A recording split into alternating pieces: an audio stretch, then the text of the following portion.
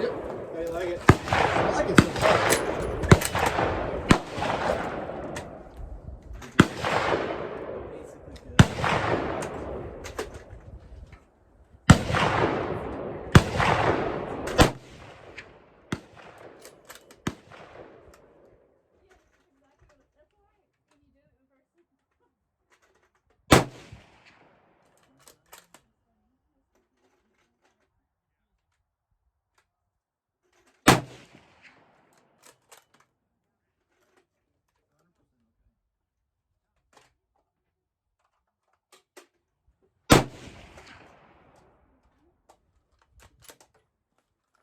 Alright guys, Murph's here, and today I want to talk about this, a Savage Model 110 Tactical, chambered in 6.5 Creedmoor.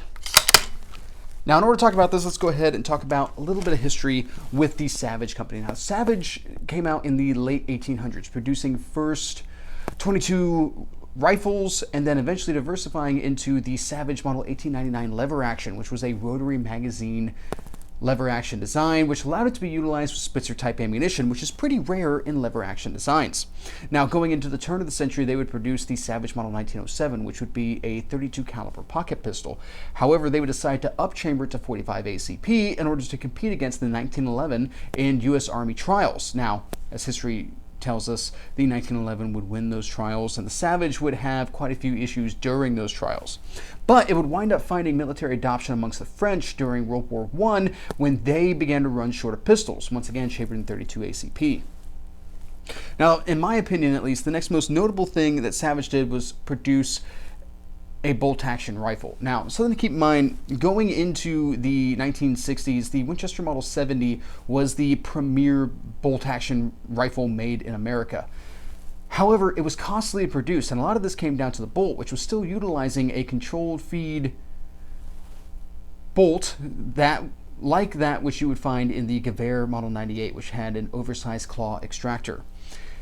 Now, Remington would come out with a Model 700, which would do away with controlled feed and would instead utilize a push feed bolt that could be produced more cheaply, which allowed the gun to be produced at a lower overall cost, which would really start to beat out the Winchester Model 70 and eventually cause it, in 1964, to go over to a push feed bolt as well. Savage would take this a step further by building their rifles with an adjustable bolt so that relatively unskilled labor would be able to adjust headspace until the rifle was properly headspace and then continue production and all that kind of stuff. It was production and cost refinement. And that made it competitive in the market, along with some other features that we'll talk about as we go along. Now, eventually, Savage, like so many other bolt-action rifle manufacturers right now, would decide to get into the tactical market by trying to develop a more budget-friendly tactical option for PRS matches, or precision rifle shooting matches, and all that kind of stuff, which have become quite popular in the past couple of years. So that was the purpose of the Savage Model 110 Tactical. Now, keep in mind, Savage has several different lines. They have the 10, they have the 11, and they have the 110, among others. And there's some differences there that perhaps we'll cover in another video at another time. But for now, why don't we go ahead and get into the features of this particular rifle. Starting off with our barrel, which is 24 inches long and of a heavy contour. Now, newer production barrels will be fluted, which will help reduce some weight while not necessarily losing rigidity and all that kind of stuff, which is a positive attribute of accurate barrels. This is 24 inches. A lot of the rifles, or a lot of the chamberings offered for this rifle are produced in 24 inches. However, you can get a 20-inch 308. You can also get this chamber in 6.5 PRC, 6mm arc, 308 obviously, and 300 Win Mag.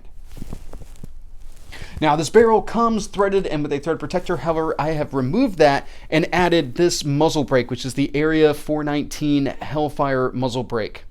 This is actually a very interesting setup. So there is an adapter that this muzzle brake came with that is of a tapered variety with threads, 5/8 by 24, of course, because we are talking about major rifle cartridges here. And you put that on first. Then you put this muzzle brake on, you get it timed how it is that you want it, and then you start tightening this collar. So it's basically a self-timing brake. It's actually really interesting. In addition to that, you can take off this muzzle brake and then add whatever suppressor adapter for whatever suppressor you might want to be running, which is one of the things that really drew me to this brake and collar setup. In addition to its ease of installment and all that kind of stuff, I can quickly swap this over to suppressors when I eventually decide to suppress this rifle. Now, something that I will say about this being a 24-inch heavy barrel like it is, this thing is very barrel heavy. This is not a well-balanced rifle in that regard, but it's also not a tactical rifle, so I'm not as worried about that. Now, this is a chassis rifle. The chassis is made out of a single block of aluminum and then placed into this rubber overmolded stock here, which we have some aggressive texturing out here on the handguard, which is also a little bit wider in order to make a nice shelf for, pushing it up against a barrier or getting on your bags or something along those lines. Now, this did originally come with 2 sling swivels. One of these I have taken up with a Harris bipod. As you can see, it is spring loaded and then also has adjustable height legs. And then the other one I have a sling attached to. This is a crappy 2-point padded non-adjustable sling that I absolutely hate and look forward to upgrading at my earliest convenience. If I didn't have a lot of other projects going on right now, I would have already upgraded it. All right, now our scope. Our scope is a Vortex Crossfire 2 4-12 by 50, which is a second focal plane setup. Now, let's go ahead and talk about a lot of this stuff right off the bat. 4-12. 4-12 is not a lot of power for the distance that this rifle could push out to. This could be a 1,000-yard rifle all day. We'll get into that more of that discussion once we get into talking about accuracy. However, that is most definitely what this is built for being a long-range rifle. Now, 12 power isn't the worst amount of power that I could have tried to put on this, but it's still kind of lacking. For that distance, I would like to see closer to like a 4-18 or something along those lines. However, for the distances that I had to shoot, that I had available to me to shoot at when I first bought this rifle, this was more than enough, especially when you consider that the furthest I could shoot out at the time was 440.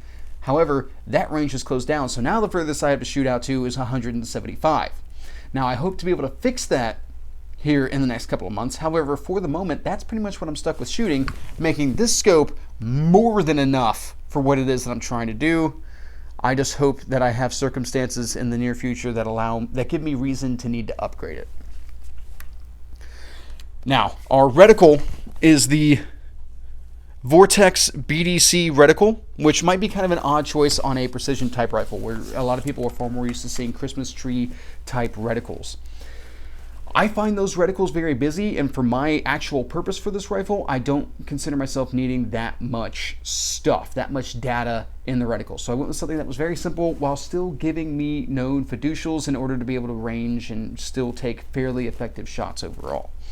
Once again, when I eventually upgrade this rifle, when I upgrade the scope, I will go with something that has probably a little bit more complicated of a reticle, as my opinions have changed over time from when I first bought this rifle. Now, second focal plane versus first focal plane. There's a lot of discussion out there, and most people will tell you that first focal plane is the better method. However, I don't necessarily agree with that. At the end of the day, what becomes important between first and second focal plane is that you know what your values are worth at each magnification.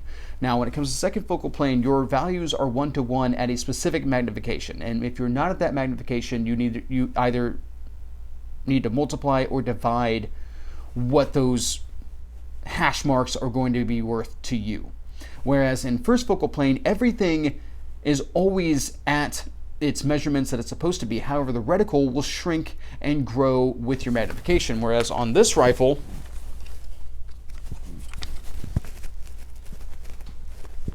the size of my reticle is constant,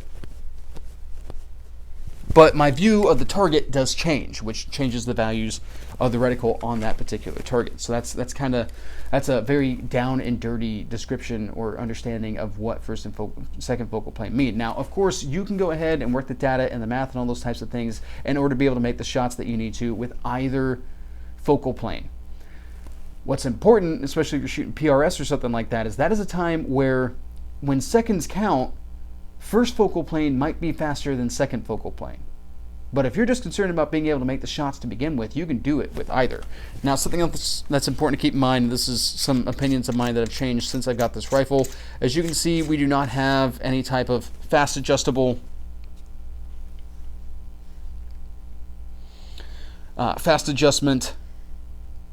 turrets or anything along those lines. I have to unscrew these. It's not just a matter of like having a locking turret that I pull up and turn and all that kind of stuff. We do have a zero stop on here, which is nice in order to be able to make rapid adjustments and all that kind of stuff. However, this is not a tactical type scope. This is far more of a hunting scope, and we'll talk about that more here in a bit. Now, an app that I use to help me shoot this, actually all of my rifles, is the iStrellock app, which is pretty fantastic. It allows you to select your scope, your reticle, and then whatever load it is that you're using, and it'll then give you projections for what your drops are supposed to look like for different distances and all that type of thing. So or what you need to dial in order to be able to center hold to be able to make your shots. I really like that app. I definitely highly recommend it. All right, now we have a 20 MOA riser built into added to the rifle. This is a part of our Picatinny rail here, which is nice as far as being able to push this out to greater distance. Our bolt handle is oversized in order to make for fast and easy cycling. We have a 3-position safety, which in the rearmost position locks the bolt and disengages the trigger. In the center position, still has the trigger disengaged, but allows you to cycle the action. And then we have all the way forward, which is fire.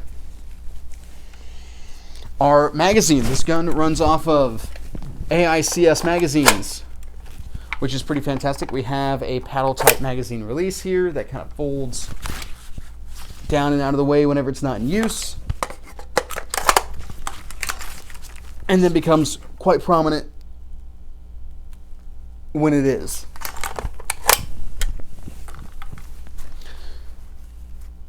All right, let's go ahead and talk about our trigger now. We have the Savage Accu Trigger. Bolt.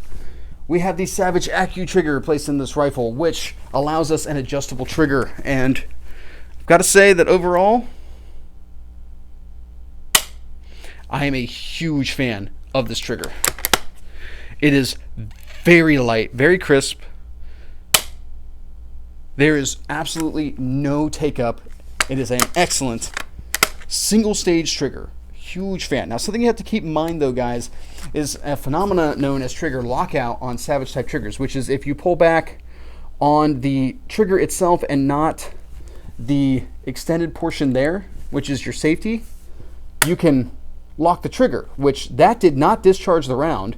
The trigger is now incapable of moving until you cycle the action, or until you turn the bolt handle a little bit so that you can recock the trigger. So that's an important thing to keep in mind with Savage triggers, to make sure that you're not just impacting the sides, you need the center as well.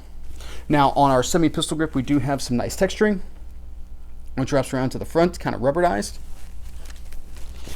On our stock, we have our Savage Accu Stock, which came with multiple adjustments for cheek riser, as well as length of pull. And the end user can scale this to whatever it is that they need so that they can be as comfortable and lined up on the rifle as they need, which I am a really big fan of. Now, we also, of course, have a rear sling swivel, and those are pretty much features. How does it shoot?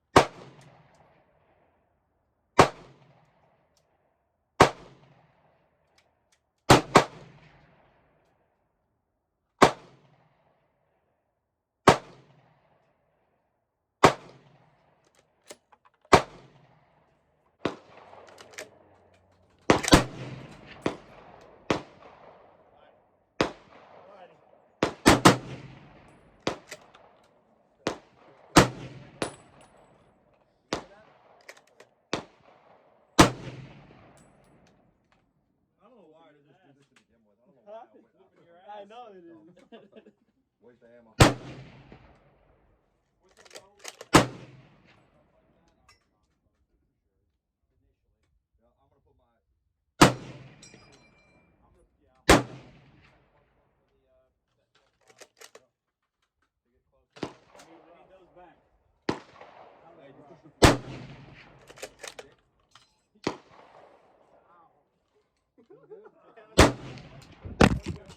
Yeah, I'm gonna put my. Getting over the bottom of soreness. yours, then you're good. Yeah? Yeah.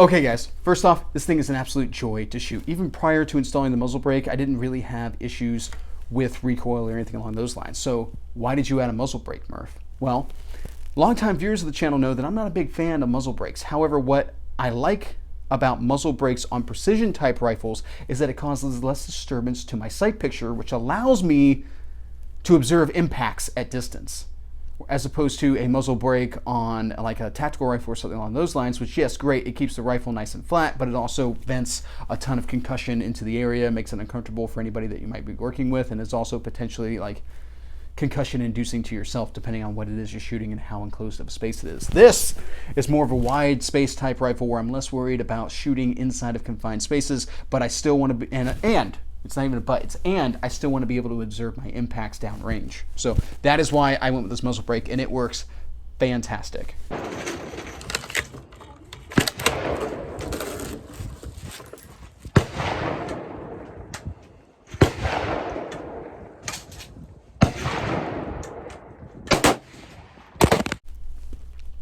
Now, reliability and all that kind of stuff has been 100% as you would expect for a bolt action rifle. It's pretty hard to mess that up overall.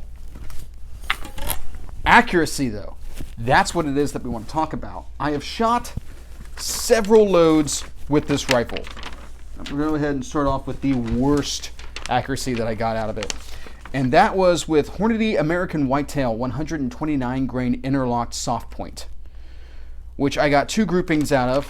One 3 1/8 inch wide, and the second a 2.6 inch group, as we can see there. Not terribly impressive overall. And really, the 3 1/8 inch group started out not too bad if you look at it. We have a relatively close cluster, closer than that 2.6 inch group, but it definitely opened up. So clearly, this rifle did not like that round.